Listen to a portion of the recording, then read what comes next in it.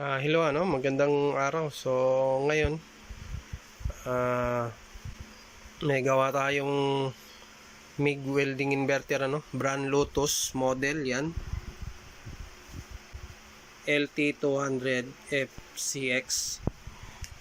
So, ang problema ng welding na to, may power naman, kaso walang output. Tapos, may isa pang problema, yung auto feeder niya, ngayong feeder niya, kahit na hindi mo pa napindot to, lumalabas na yung feeder, nagpi-feed na siya. So yan yung isang problema, So matagal-tagal tayong hindi nag-upload ng mga bagong gawa natin, kasi yung nabisi tayo, may mga gawa naman tayo, kaso nga lang yung mga gawa natin meron na rin tayong na-upload dun sa YouTube, kaya hindi ko na ni-re-upload, although pwede naman, kaso nga lang same pa rin, may konti nga lang pagkakaiba, kaso nga lang meron na akong upload dun, so kaya hindi na ako nag-upload, So ngayon dito may bago tayo. So yan, ito yung itsura nya. Yan. So, pakita natin, So, ito yung niya. Flux core ang ginamit.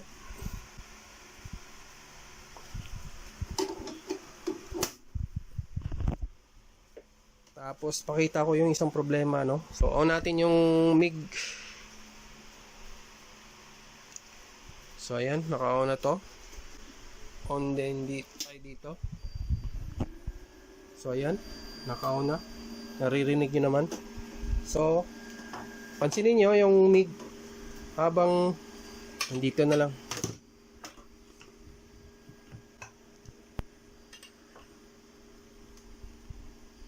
Paano ba to?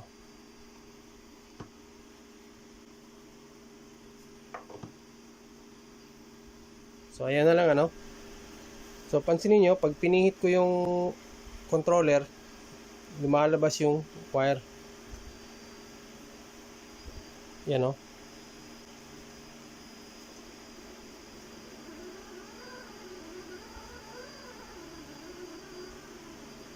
lang. Tingnan natin dito. Yan,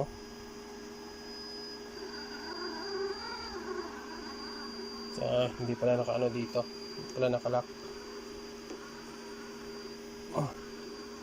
Teka lang.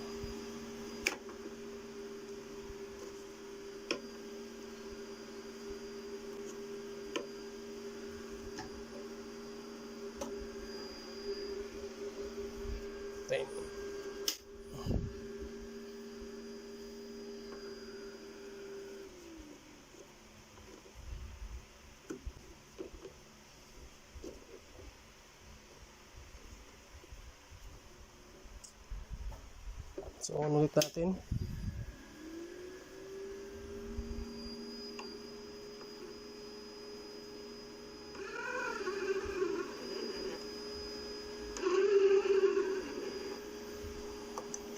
Ayaw umikot dito.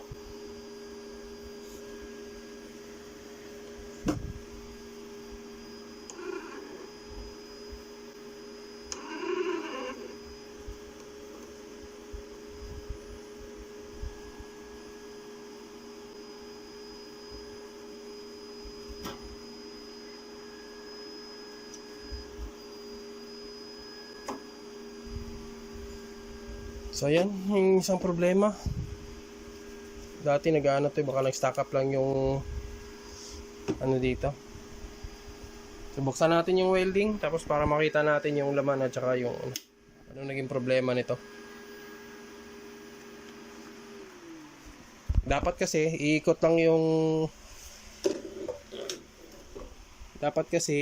lang to pagka pinindot mo na to. So sa case nya, hindi mo pa pinindot to, umiikot na. So tingnan lang natin yung loob, So balik tayo dito, So tingnan niyo na lang, Yan. So hindi pa nakapindot yan, pero pagka pinipihit natin to, tingnan nyo yung rod ano. Pagka pinipihit natin yan,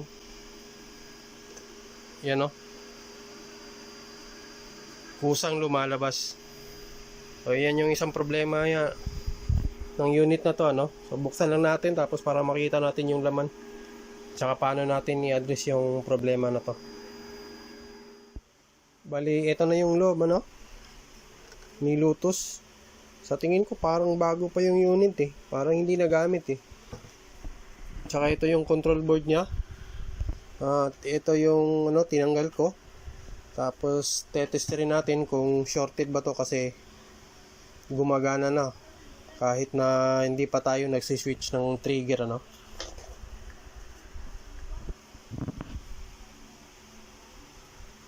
So ngayon gagamitin nating tester yung fluke. Tapos dito tingnan lang natin yung continuity, mahirap magano.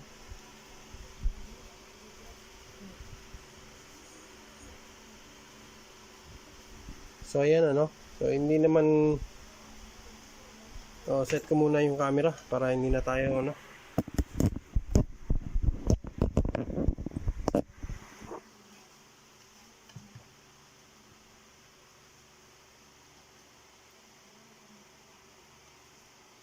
So bali yan, pagka pinindot natin yung trigger,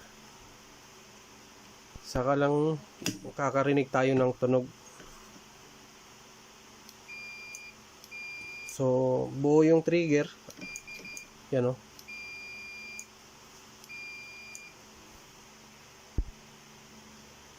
Yung problema nandun sa board.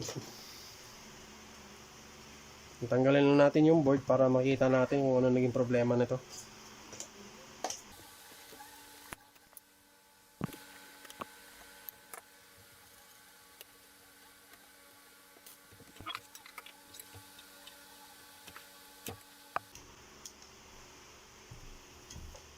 So bali ito lang yung control board, ang liit ano.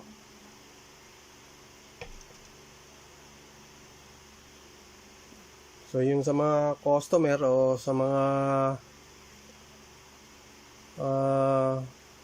mahilig bumili ng mga welding inverter at saka MIG, yung Lotus, so ito yung laman nya. Yan lang yung laman nya, wala nang iba. Kahit dito wala na rin oh. Yung motor lang yan, tapos switch, tapos dito yung IGBT at saka ano natin, output, power supply, nandito na. Tapos ito lang yung control board. So tabi muna natin to. Ito muna ipupokus natin. Bali, balik tayo dito ano. So tinanggal na natin yung ano, yung control board ni MIG Lotus 200.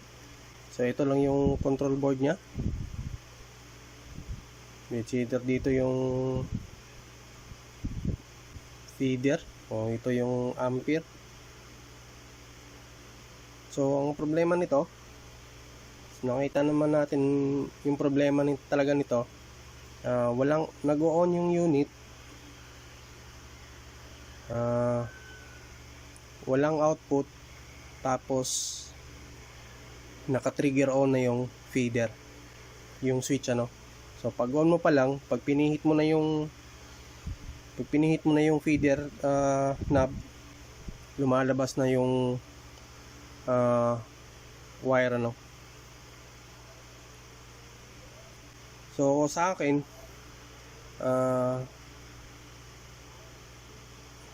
parang hindi naman masyadong madali ano.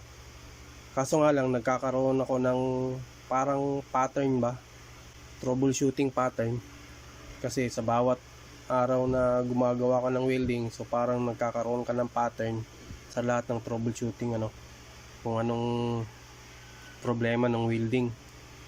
So eto, wala siyang output. Bali, pakita ko mamaya yung diagram nito ano.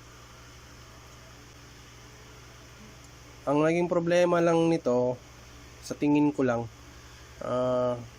kasi nag-auto feed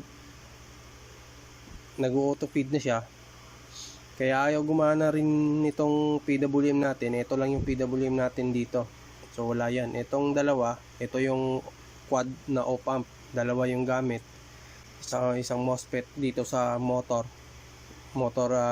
feeder, tapos ito yung isa, no?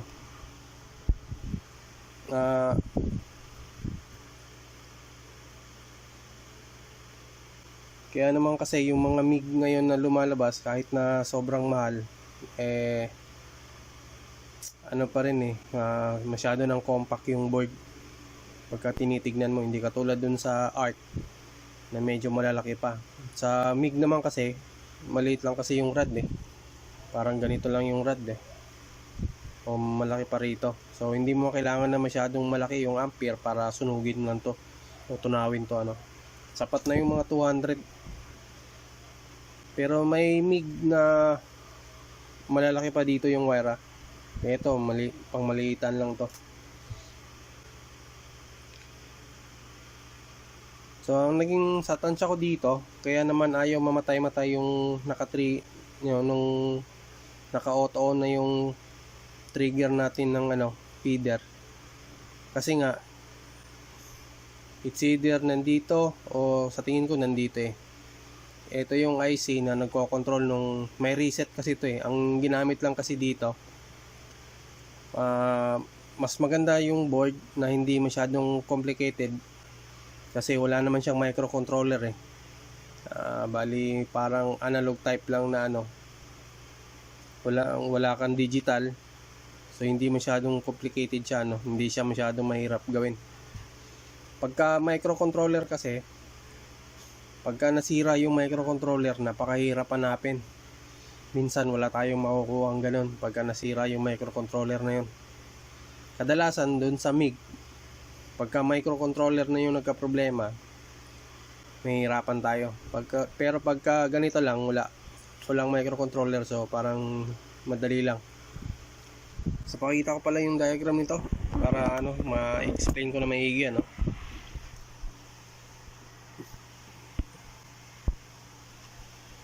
So punta lang tayo dito. So ayan, ang ginamit lang dito, nakita nyo, 555 lang timer Kaya sa tingin ko nag-auto feed siya, nag-auto feed gawa nga ng yung pin 4 nito may nagkaroon na ng problema siguro, ayaw na mag-reset. Kasi itong titingnan mo yung datasheet nito, kung kabisado nyo na yung 555, ang number 4 reset yan. So pagka nag-trigger kayo, nagre-reset to. Pag binitaw nyo, so hindi na magko-close yan. Ito yung contact nyan. Pagka ito yung trigger, yan papunta yan dyan, ito dito, yan kasama yan dyan sa trigger. So pagbitaw niyo ito, tapos hindi namatay yung reset dito, tuloy-tuloy na yon, magfi-feed na yon. Kasi kailangan kasi niya mag-short to sa ground para mag-reset to. So ito lang yung niya, yung diagram ni Lotus MIG 200 So ito yung control board niya, ay yung IGBT side at saka yung output. Meron yung kasamang sa bottom na mga parts ito yon. Ito yung top, yan. Ito yung bottom.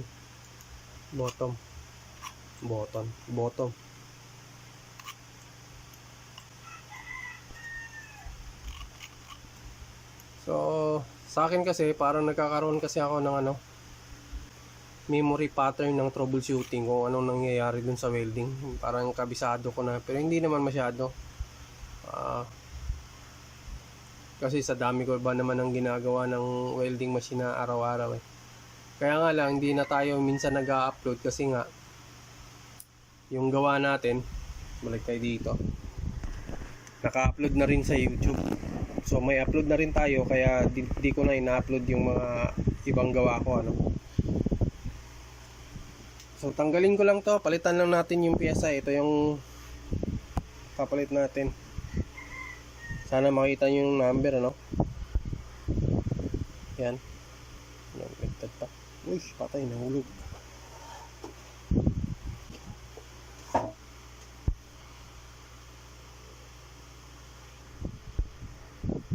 Yan. Yan yung part number. NA555 ang ipapalit natin. Yan yung P pa yung pa.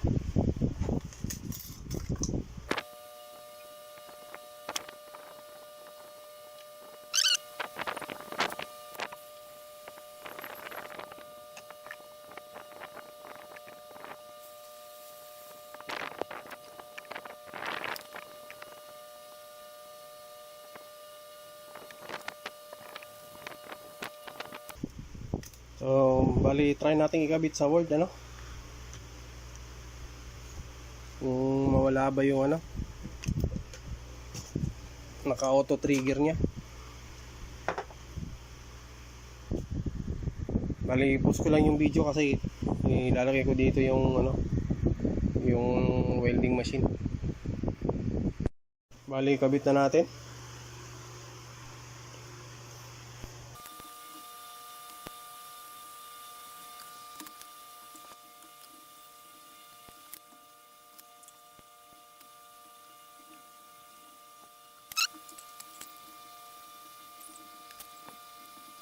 Bali ganyan lang muna.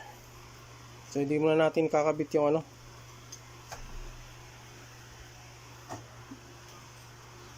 Ito lang muna paganahin natin.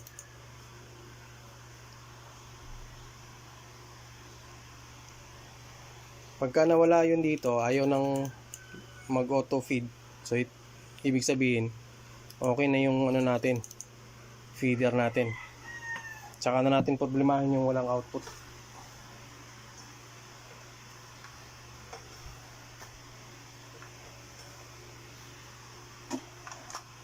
So, nakasaksak na yan. On natin. Yan.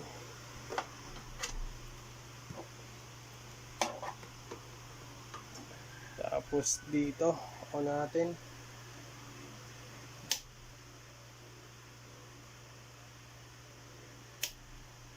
Teka lang.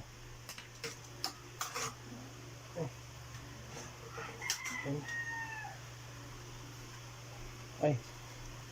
Hindi pala nakalagay, sorry.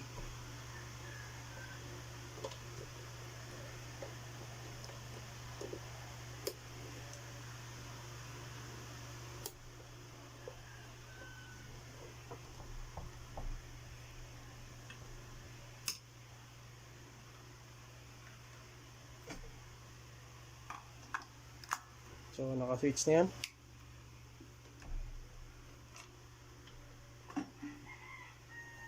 Tapos on natin dito. So yan, gumana na. So tingnan natin kung gumagana. Yun, wala na. Yung dati lumalabas yan auto, ngayon wala na. Tingnan natin. Yun, saka lang siya gagalaw. Tingnan nyo yung motor.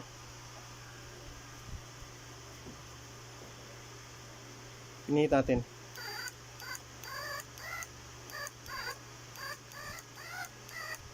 Hindi pa maano. Taglit lang anahin lang muna natin kasi parang hindi tayo maano.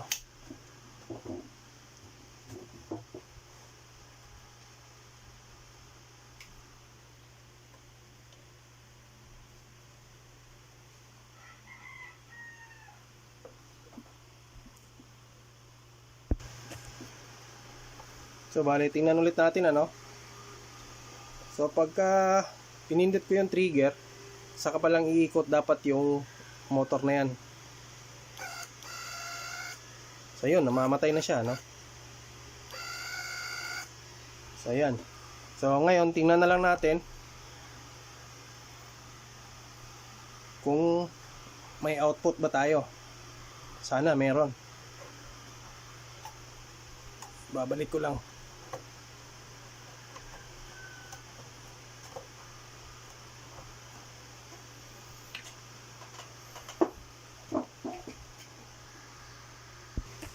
So bali ngayon tingnan natin dito sa ano tester natin. Liwanag ata. Yan lang. Yan. Kung may makuha ba tayong output ano. So lagay natin dito. Yan. Tapos dito. Kasi ito yan. So meron siyang standby na output na 12.8 volts. So tingnan natin pag pinindot natin yung trigger. Kung ilan. Yun, 40.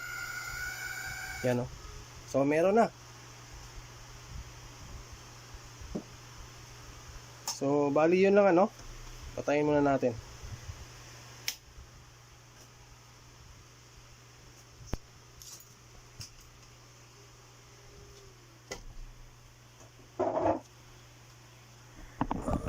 Natin dito. So hindi pa nakakabit yung ano natin, yung wire, kaya susukatin natin dito yung ano, nilagyan natin kanina ng tester yan. Kasi pagka walang output tapos nilagay natin to, babaklas na naman natin. So kaya tayo, nagkakaroon tayo ng ano, sa dami ba naman ng welding na ano na ginagawa natin araw-araw ano. So nagkakaroon tayo ng troubleshooting pattern kung alin yung pyesa na nagka-problema no. At saka sa tulong na rin ng diagram natin, napakalaking bagay na yun kasi makikita mo doon kung saan papunta yung mga paa na yun. So bali ito lang yung laman ni ano Lotus LT200 FCX ata na model. Yan o, yan ang model LT200 FCX MIG 200 amperes. So pagka MIG ang mga welding, ganito lang talaga yung makikita nyo, hindi masyadong ano, hindi masyadong marami yung pyesa at saka yung control board maliliit na.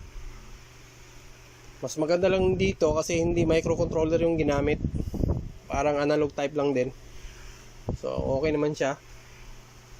Kaya ibabalik natin dito yung ano, yung mga terminal, yung supply terminal para matesting natin i-welding sa labas ano. So hindi naman masyadong ano yun, kahirapan gawin tong mga to. Basta alam nyo lang kung saan nyo tutrobolin yung mga sira no, saan banda. Kasi kung hindi nyo kabisado, talagang mahihirapan kayo. At saka pagka microcontroller din, talagang medyo may kahirapan mag-repair pagka sira yung microcontroller kasi bihira tayong makakita ng microcontroller. O di kaya wala tayong mabilan sa online. Kaya minsan naghahanap ako ng mga microcontroller. Pagka PIC lang ang ginamit, so pwede nating makopya yung laman nun. Kung maganda pa yung ano, kung maganda pa yung laman ng PIC microcontroller.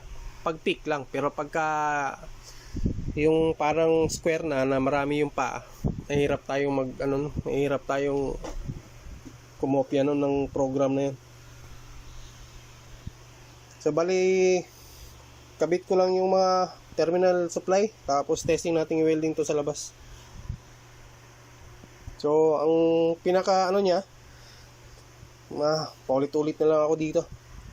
Ang pinaka main problem niya dito, nagpa-power yung welding machine, tapos pag on pa lang, gumagana na yung motor natin, umiikot na. Pagka pinihit mo to, unti-unti na siyang umiikot. Ano? So yun lang isang pinalitan natin. At saka yung PWM nito, hindi mahirap yung PWM nito, napakadali lang. Ito lang yung PWM, pakita ko sa ano. Pakita ko sa diagram para alam nyo kung saan yung PWM banda no. Ito lang yung PWM na ginamit to. Ito hindi ito PWM kasi minsan ang karamihan yung ano ba yan, yung 2535 ata yun o 3525 mga ganon. Kasi nasanay kasi yung iba na pagka nakita yung mga ganitong klase yung piyesa na malaki, kala nila ito yung PWM. So hindi yan ang PWM, ito yung PWM nun. Pagka naka-encounter kayo ng ganitong welding, ito lang yung PWM yan. Yung 3845B. Yan. So, kahit na saan yan, no? Ano yun nyo? Umiilaw lahat ng ano yan. Yan yung mga connection niya. So, napakalaking bagay nito, ano? Sa pagre-repair natin. So, balik lang ako. Kukunik ko lang yung ano, yung supply terminal, tapos testing natin yung welding to sa labas. Bali, andito na si Luto sa labas, ano. So, subukan na natin tong i-welding. So, ayan yung welding. So, on natin.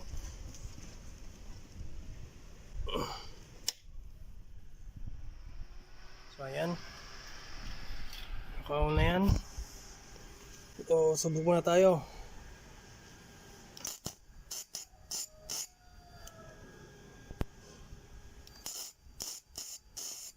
So, taasan na natin yung speed.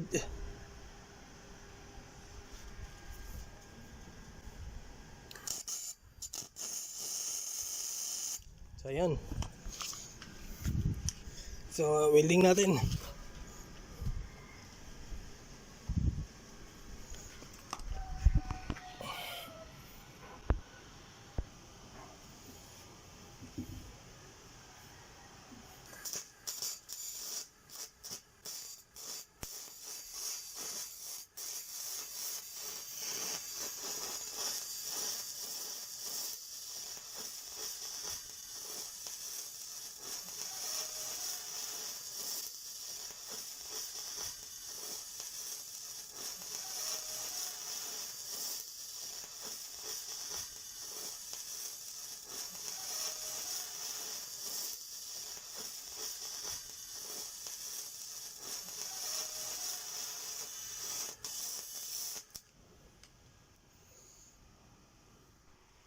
Bali, andito na ulit sa loob si Lotus MIG welding, ano. So, nakita natin yung welding, okay naman. Tapos, naayos na rin natin yung problema nito na yung trigger ayaw mamatay-matay. So, pagka alam niyo yung trouble ng welding, so madali lang naman ayusin, ano. Pero pagka hindi nyo alam, stick to basic lang kayo.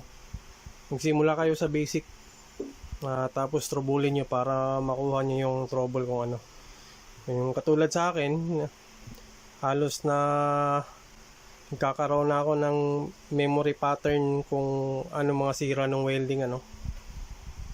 Kaya hindi na tayo masyadong nahihirapan sa mga ganitong klaseng welding na analog type. Pero pagka microcontroller, pagka sira yun, talagang mahirap.